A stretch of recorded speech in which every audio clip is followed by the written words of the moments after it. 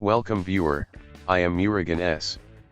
This video tutorial describes, fix power button shutdown or sleep not working on Windows 10. Type Control Panel in Windows search bar. Click Control Panel.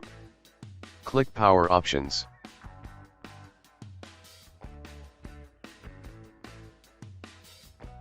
Click Choose what the power button does.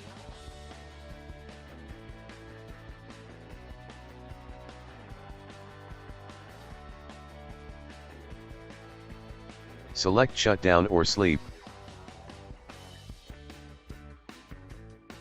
Click Save Changes.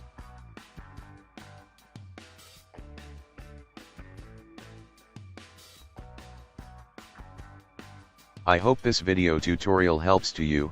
Please like, share and don't forget to subscribe my channel. Thank you very much. See you next video.